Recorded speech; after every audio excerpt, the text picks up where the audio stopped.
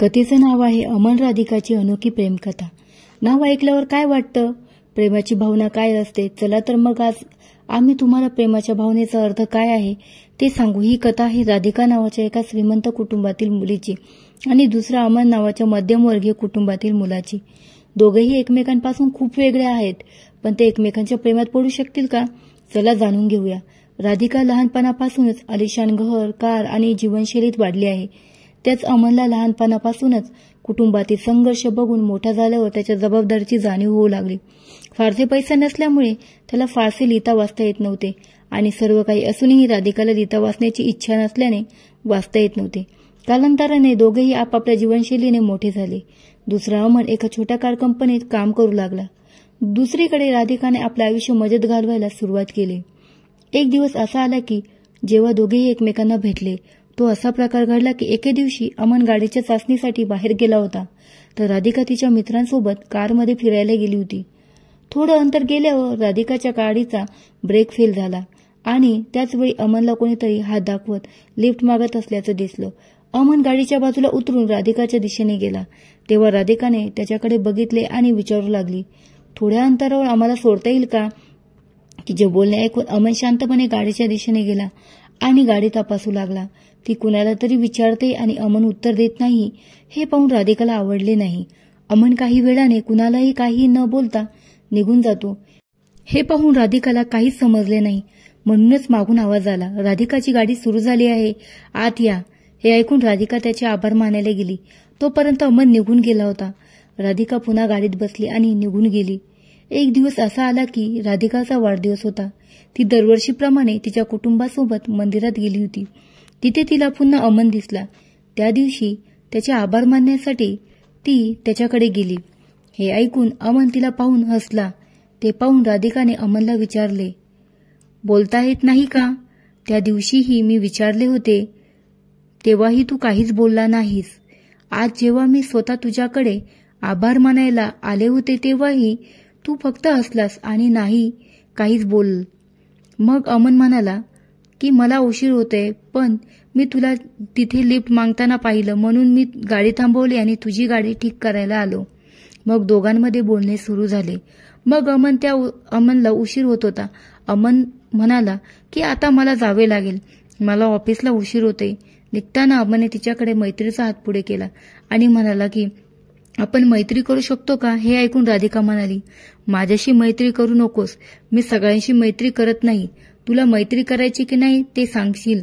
असे बोलून तो निघून गेला आणि तिकडे राधिकाही तिच्या घरी निघून गेली। काही दिवसांनी राधिका आणि अमन एका मॉलमध्ये भेटतात। अमनकडे पाहून राधिका विचारते, तू इथे कसा काय? अमन म्हणाला, आज काम लवकर उरकलं म्हणून थोडं हिंडण्याचा विचार केला। मग दोघे एका कॅफेत गेले आणि बोलू लागले। राधिका अमनला म्हणाली, तुझ्याबद्दल काही सांगशील का? अमन हसायला लागला आणि म्हणाला, माझ्याबद्दल काय सांगू? माझं आयुष्य अगदी साधं आहे, जिथे मी रोज सकाळी ऑफिसला जातो आणि संध्याकाळी घरी जातो आणि काही घरची कामे करतो, फक्त जेवतो आणि झोपतो आणि पुन्हा सकाळी। मग अमनने विचारले, तू काय करतेस? हे ऐकून राधिका हसायला लागली आणि म्हणाली, मला काहीही करण्याची गरज नाही, मला काहीही न करता सर्व काही मिळते, मग मी काहीही का करू? मग अमन म्हणाला, बरं आहे, मग आम्ही वेगळे झालो। हे ऐकून राधिका म्हणाली, हो आपण वेगळे झालो आहोत, तरीही मी इथे तुझ्यासोबत बसले आहे। तेव्हा अमन म्हणाला, मी बसले आहे म्हणजे आपण वेगळे आहोत, तर आपण दोघेही जगून एकच आहोत। जर तुम्ही तुमच्या मनापासून कोणाचा विचार केला तर तुम्हाला कोणी वेगळे दिसणार नाही। हे ऐकून राधिका म्हणाली, हे हृदय काही नाही। ते ऐकत अमन हसायला लागला आणि म्हणाला, तू म्हणशील तसं ठीक आहे। मग दर काही दिवसांनी दोघे भेटायचे, बोलायचे आणि आपापल्या घरी जायचे। हळूहळू दोघांचे बोलणे सुरू झाले आणि दोघेही रोज भेटू लागले। अमन ऑफिसमधून निघून मॉलमध्ये जायचा आणि राधिका तिथे त्याची वाट पाहत बसायची। मग एक दिवस राधिका म्हणाली की दिवसभर तू काम करतोस ते पाहण्यासाठी मला दिवसभर तुझ्या सोबत राहायचे आहे। मग एक दिवस अमनला ऑफिसमधून सुट्टी होती म्हणून त्याने राधिकाला भेटायला बोलवलं। मग अमन नेहमीप्रमाणे मंदिरात गेला। मग तिथून आल्यावर तो शेतात गेला, तिथे लहान मुले खेळत होते, तिथे अमन त्यांच्याबरोबर खेळू लागला।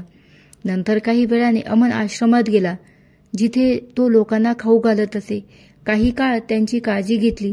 पुन्हा तिथून निघून गेल्यावर घरी यायला आणि आईला बसून घरची बाकीचे कामं उरकायची. मग रात्र झाली आणि त्याने राधिकाला घरी सोडले आणि म्हणाला, हा माझा सुट्टीचा दिवस आहे आणि हे माझे सामान्य जीवन आहे, जिथे मी शक्य तितके करण्याचा प्रयत्न करतो. हे ऐकून राधिका काही न बोलता निघून गेली आणि रात्रभर विचार करत राहिली. कसा आहेस तो, काय करतो, हा सगळा विचार करून राधिका भावूक झाली आणि आईकडे गेली. तिने पाहिले की आई तिची कामं करत आहे. त्यात आईने तिथून हाक मारली, काय झालं, तुला काही हवंय, सांग मला. हे ऐकून राधिका अधिकच भावूक झाली आणि आईला काहीच न बोलता ती आली आणि निघून गेली. हा एक क्षण होता जेव्हा राधिकाला जाणवले की खरोखर मनापासून विचार करणारे लोक आहेत. मग जणू राधिकाचं जगच बदलून गेलं. दुसऱ्या दिवशी सकाळी ती वडिलांकडे गेली आणि म्हणाली, आजपासून मी पण तुमच्यासोबत ऑफिसला जाणार आहे. मला पण तुमच्या कामाचा भार उचलावा लागणार आहे. इतक्या वर्षांनी कसं झालं हा विचार अचानक आला आणि आतून त्यांना आनंद वाटत होता की आपली मुलगी आता मोठी होत आहे. ती आपली जबाबदारी समजून घेण्यास सक्षम झाली आहे. संध्याकाळी पुन्हा नेहमीप्रमाणे ती अमनला भेटायला गेली. फरक एवढाच होता की आज ती नेहमी घरून यायची, आज ती ऑफिसमधून आली आहे. हे बघून अमन खुश झाला आणि राधिकाला विचारले, तर ते हृदयात घडते नाही का? हे ऐकून राधिका हसायला लागली आणि त्याची माफी मागताना पुन्हा त्याचे आभार मानले की त्याच्यामुळेच आज तिला स्वतःला ओळखता आले. तिचे आयुष्य काय आहे आणि तिला काय करायचे ते पण. मग मी तुम्हाला पुढे काय सांगू, तुम्हाला समजले असेलच की भविष्यात काय होणार आहे. प्रत्येक कथेप्रमाणे हे दोघेही शेवटी एकमेकांच्या प्रेमात पडले आणि दोघेही एकमेकांसोबत राहू लागले. अमनला एका जोडीदाराची गरज होती जो त्याला समजून घेईल, त्याच्यावर प्रेम करेल आणि राधिकाला एक जबाबदारी हवी होती जी अमनने तिला दाखवली. निघताना एक गोष्ट सांगायला विसरलो. दोघेही एकमेकांना भेटले, बोलले, फिरले, एकत्र राहिले, पण आजपर्यंत दोघांनी एकमेकांना नाव विचारले नाही.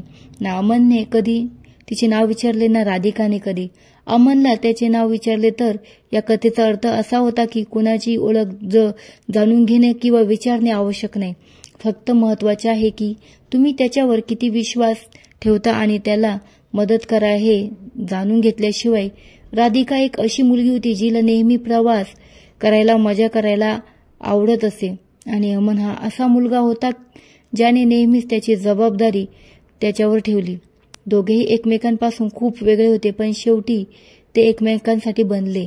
त्यामुळे प्रेम कधीही आणि कोणाशीही होते.